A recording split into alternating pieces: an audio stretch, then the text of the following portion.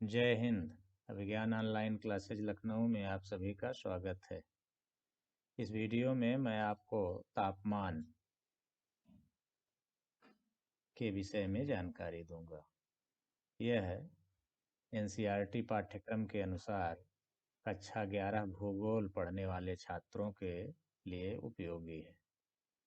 इस वीडियो में जो चर्चा के मुख्य बिंदु रहेंगे वह है तापमान क्या होता है या तापमान का क्या अभिप्राय है, तापमान का विश्व वितरण किस प्रकार का है, और तीसरा बिंदु रहेगा तापमान को प्रभावित करने वाले कारक। आइए देखते हैं कि तापमान किसे कहते हैं। सामान्यतः किसी निश्चित समय पर निश्चित स्थान के वायुमंडल में विद्यमान ऊष्मा की मात्रा की माप को तापमान कहते हैं। इसके आधार पर आप ये कह सकते हैं कि जिस तापमान की बात हम कर रहे हैं वह वास्तव में धरती के वायुमंडल का तापमान होता है। आप सभी जानते हैं कि जो हमारा वायुमंडल है, सूर्य से आने वाले सौरिक विकिरण के साथ साथ पृथ्वी के द्वारा अंतरिक्ष की ओर छोड़े जाने वाले पार्थिव विकिरण, दोनों के द्वारा ही ऊष्मा प्राप्त करता है। और विकिरण, संवहन और संचालन तीनों विधियों से गर्म होता है। तो किसी निश्चित समय पर किसी निश्चित स्थान के वायुमंडल में जो ऊष्मा की मात्रा उस समय जब उसका आकलन किया जा रहा है विद्यमान होती है, उसी को तापमान कहते हैं। यह सूर्यातप से अलग है। सूर्यातप जो सूर्य से पृथ्वी की ओर विकिरण आ रहा है वह सूर्यातप होता है, जबकि पृथ्वी के वायुमंडल में जो ऊष्मा विद्यमान होती है उसको तापमान कहा जाता है, और वो भी किसी निश्चित समय पर और निश्चित स्थान पर। तापमान को मापने की कई इकाइयाँ प्रचलित हैं, जिनमें सेंटीग्रेड, फ़ारेनहाइट और केल्विन प्रमुख हैं। लेकिन अधिकांशतया सेंटीग्रेड का ही यूज किया जाता है। इसका जो मिनिमम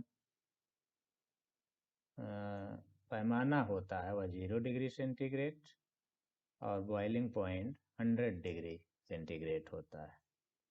इसी तरह फ़ारेनहाइट का जो मिनिमम मूल्य होता है वह 32 डिग्री फ़ारेनहाइट और इसका बॉइलिंग पॉइंट 212 फ़ारेनहाइट होता है।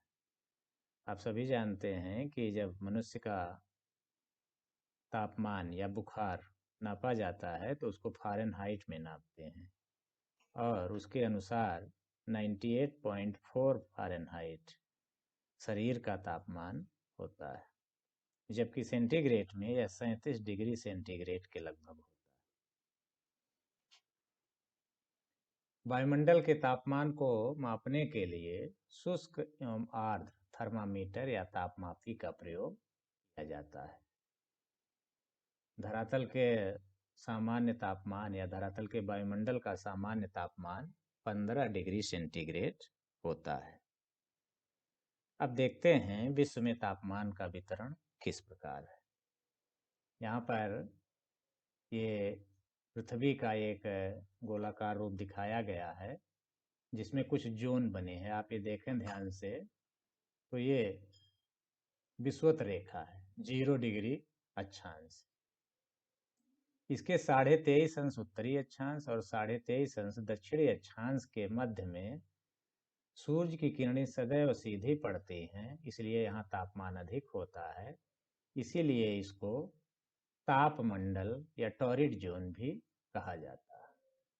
23.5 डिग्री से 66.5 अंश उत्तरी अक्षांश और 23.5 डिग्री से 66.5 अंश दक्षिणी अक्षांशों के मध्य न तो ज़्यादा गर्मी होती है न ज़्यादा ठंडी होती है, इसलिए इसको टेम्परेट जोन या शीतोष्ण कटिबंध कहा जाता है।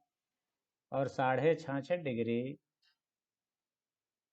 उत्तरी अक्षांश से लेके उत्तरी ध्रुव तक और 66.5 अंश दक्षिणी अक्षांश से लेकर दक्षिणी ध्रुव के मध्य हमेशा सूरज की किरणें तिरछी पड़ती हैं, इसलिए यहाँ पर हमेशा बर्फ जमा रहती है और मौसम बहुत अधिक ठंडा होता है।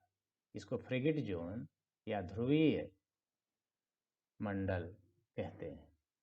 तो सामान्य रूप में पृथ्वी को 3 ताप मंडलों में बांटा जाता है। एक उष्ण कटिबंध, दूसरा शीतोष्ण कटिबंध और तीसरा शीत कटिबंध। अब इनके बारे में थोड़ा सा और देख लेते हैं। यहाँ पर विश्व का एक मानचित्र दिखाया गया है जिसमें तापमान का वितरण दिखाया गया। ये जो आपका विषुवतरेखीय जलवायु या विषुवतरेखीय तापक्रम प्रदेश है यहाँ पर, और यहाँ वर्ष भर सूरज की किरणें सीधी पड़ती हैं, इसलिए यहाँ तापमान सबसे अधिक होता है। तो यहाँ पर इसके उत्तर और दक्षिण में ये जैसे जैसे हम बढ़ते जाते हैं तापमान घटता जाता है। उसका कारण यह होता है कि सूरज की किरणें तिरछी पड़ने लगती हैं। तो आइए कुछ प्रदेशों के विषय में भी देखते हैं। तो जो तापमान का विश्व वितरण है उसमें जो सबसे प्रमुख प्रदेश है वो विषुवतरेखीय प्रदेश। ये इस प्रदेश का विस्तार 5 अंश उत्तरी से 5 अंश दक्षिणी अक्षांशों के मध्य का है। यहाँ वर्ष भर ऊंचा तापमान और तापांतर कम रहता है। अधिकतम तापमान 33 डिग्री सेंटीग्रेड और न्यूनतम 31 डिग्री सेंटीग्रेड रहता है और वायुमंडल में आर्द्रता बनी रहती है। इस प्रदेश में वर्ष भर वर्षा होती है और एक ही मौसम रहता है। कई बार कंपटीशन में ये प्रश्न पूछ लिया जाता है कि कौन सा प्रदेश है जहाँ पर मौसम हमेशा एक जैसा रहता है, तो विषुवतरेखीय प्रदेश होता है। दूसरा, अंतर उष्णकटिबंधीय प्रदेश। दोनों गोलार्धों में 5 से 12 अंश उत्तरी और दक्षिणी अक्षांशों के मध्य पाया जाता है। यहाँ तापमान वर्ष भर ऊंचा रहता है। यहाँ शीत व ग्रीष्म ऋतुओं में तापांतर होता है। तीसरा है उष्णकटिबंधीय प्रदेश। दोनों गोलार्धों में 12 से 25 डिग्री अक्षांशों के मध्य यह क्षेत्र मिलता है। निम्न अक्षांशों से उच्च अक्षांशों की ओर तापमान घटता जाता है। गर्मियों में 14 घंटे के और सर्दियों में रातें 14 घंटों की होती हैं। उत्तरी गोलार्ध में गर्मियां जून और दक्षिणी गोलार्ध में जनवरी में होती हैं। रेगिस्तानी भागों में उच्च तापमान तथा उच्च दैनिक तापांतर देखा जाता है। हम लोगों का जो देश है अधिकांशतया इसी कटिबंध में स्थित है। उपोष्ण कटिबंध दोनों गोलार्धों में 25 से 45 अंश अक्षांशों के मध्य स्थित है। यहाँ गर्मियों का औसत तापमान 24 डिग्री सेंटीग्रेड और सर्दियों में 9 डिग्री सेंटीग्रेड रहता है। कुछ भागों में स्थानीय पवनों के प्रभाव से तापमान सामान्य से कम या अधिक हो जाता है। शीतोष्ण कटिबंध 45 से 66.5 अंश अक्षांशों के मध्य का क्षेत्र वह यह ग्रीष्म और शीत ऋतुओं का तापांतर अत्यधिक हो जाता है। यहाँ सर्दियों में तापमान हिमांक से नीचे चला जाता है, लेकिन कुछ भागों में गर्म सागरीय धाराओं के प्रभाव से तापमान नहीं गिर पाता, जैसे आयरलैंड और इंग्लैंड। टुंड्रा प्रदेश शीतोष्ण कटिबंधीय तथा ध्रुवीय प्रदेशों के मध्य के क्षेत्र। सूर्य की किरणें अत्यधिक तिरछी हो जाती हैं जिससे तापमान बहुत कम हो जाता है। उत्तरी गोलार्ध में नवंबर से अप्रैल तक का जो औसत तापमान है हिमांक से नीचे रहता है। कई भागों में गर्मियों में भी बर्फ नहीं पिघल पाती। इस क्षेत्र में एस्किमो लोग निवास करते हैं, इसलिए यह बहुत ही प्रसिद्ध है। 7वां है ध्रुवीय प्रदेश। यह प्रदेश दोनों ध्रुवों के चारों ओर पाया जाता है। सूरज की किरणें धरातल पर नहीं आ पाती हैं जिससे वर्ष भर बर्फ जमा रहती है और दैनिक तापांतर नगण्य होता है। इन्हीं प्रदेशों में 6 महीने के दिन और 6 महीने की रातें होती हैं। अब इसका जो तीसरा बिंदु है तापमान के वितरण को प्रभावित करने वाले कारक। तो यहाँ 7 कारक हैं, तो देख लें। पहला है अक्षांश या विषुवत रेखा से दूरी। दूसरा समुद्र तल से ऊंचाई। तीसरा समुद्र से दूरी। चौथा जल थल का स्वभाव। 5वां प्रचलित पवने। 6ठा महासागरीय धाराएं और 7वां पर्वतों के ढाल का स्वभाव। तापमान के वितरण को प्रभावित करने वाले कारकों में पहला कारक है अक्षांश या विषुवत रेखा से दूरी। अभी हमने बताया कि विषुवत रेखा पर सूरज की किरणें वर्ष भर सीधी पड़ती हैं, लेकिन जैसे जैसे उत्तर और दक्षिणी ध्रुवों की ओर बढ़ते हैं उस सूरज की किरणों का कोण बढ़ता जाता, कम होता जाता है, यानी वहाँ पर सूरज की किरणें तिरछी पड़ने लगती हैं। जैसा कि इस चित्र में आप देख रहे हैं कि जब तिरछी किरणें पड़ती हैं तो वह स्थल के अधिक भाग को उन्हें गर्म करना पड़ता है, जबकि सीधी किरणें सीधे एक तो सूर्य से पहुंच आती हैं और वह स्थल के कम भाग को गर्म करती हैं। इसीलिए इससे तापमान, जहाँ पर इस तरह की किरणें आती हैं वहाँ तापमान अधिक होता है, जबकि तिरछी किरणों वाले क्षेत्र में तापमान कम होता है। समुद्र तल से ऊंचाई, इस चित्र में अगर आप देखेंगे तो वायुमंडल के प्रभाव के कारण यहाँ समुद्र तल है और यहाँ पर 20 फ़ारेनहाइट टेम्परेचर है, लेकिन जैसे जैसे हम ऊपर जाते हैं तापमान घटता जाता है। प्रति 1000 मीटर पर 6.5 डिग्री सेंटीग्रेड की दर से घटता जाता है। इसीलिए पहाड़ों पर बर्फ जमा रहती है। तो समुद्र तल से जो भी स्थान ऊंचाई पर स्थित होते हैं वहाँ तापमान कम पाया जाता है। तीसरा है समुद्र से दूरी। समुद्र यानी जल के प्रभाव के कारण समुद्र या समुद्र के आसपास जो होता है तापमान कम रहता है, जबकि जैसे जैसे उससे दूर बढ़ते जाते हैं तापमान गर्मियों में बहुत अधिक और सर्दियों में बहुत कम हो जाता है। चौथा है जल स्थल का स्वभाव। जल और थल का स्वभाव भी इसी प्रकार का है।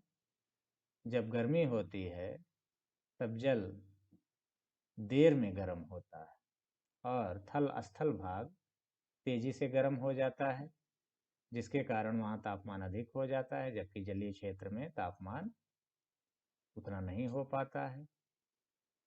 इसी तरह रात में जब सूर्यातप नहीं मिल रहा होता है तब थल भाग या स्थल भाग से तापमान तुरंत बाहर निकल जाता है और वह ठंडा हो जाता है, जबकि जलीय क्षेत्र धीरे धीरे तापमान मुक्त करता है, इसलिए वहाँ अपेक्षाकृत तापमान बना रहता है। तो जल और स्थल के स्वभाव के कारण भी तापमान का वितरण प्रभावित होता है। प्रचलित पौने, जैसे किसी भी क्षेत्र में अगर ठंडे प्रदेश से हवाएं आने लगती हैं तो वहाँ तापमान को काफ़ी कम कर देती हैं। इसी तरह यदि गर्म प्रदेश से हवाएं आने लगती हैं ठंडे प्रदेशों की ओर तो वहाँ तापमान को बढ़ा देते हैं। छठा बिंदु है महासागरीय धाराएं। जिन तटों पर ठंडी महासागरीय धाराएं चलती हैं उसके आसपास का जो क्षेत्र है वह अपेक्षाकृत कम तापमान धारण करता है या वहाँ के तापमान को वो कम कर देती हैं। इसी तरह जिन तटों के सहारे गर्म धाराएं, महासागरीय धाराएं बहती हैं वहाँ के तापमान को वो बढ़ा देती हैं। सातवां बिंदु है पर्वतों के ढाल का स्वभाव। जैसा कि इसमें आप देख रहे हैं कि जिधर से सूरज की किरणें आ रही हैं यदि उधर को पर्वत का ढाल है तो निश्चय ही वहाँ तापमान अधिक हो जाता है, जबकि इसके विमुख ढाल पर अपेक्षाकृत तापमान कम। इसी तरह गर्म या ठंडी हवाएं यदि पर्वत के ढाल के सहारे जिसके सहारे आती हैं उधर तापमान कम, अगर ठंडी आ रही है तो वहाँ कम हो जाएगा, या गर्म हवाएं आ रही हैं तो वहाँ तापमान कम हो बढ़ा देंगी। जबकि उसके विपरीत ढाल पर, ये वाले पवन विमुखी ढाल पर इसका उल्टा प्रभाव होता है, यानी यदि गर्म हवाएं आ रही हैं तो यहाँ का तापमान अपेक्षाकृत कम रहेगा और ठंडी हवाएं आ रही हैं तो यहाँ तापमान अपेक्षाकृत अधिक हो जाएगा। तो तापमान के वितरण को प्रभावित करने वाले ये 7 मुख्य कारक हैं। इस वीडियो में हमने तापमान के विषय में आपको संक्षिप्त और सारगर्भित जानकारी दी है। आशा है आपको पसंद आई होगी। धन्यवाद।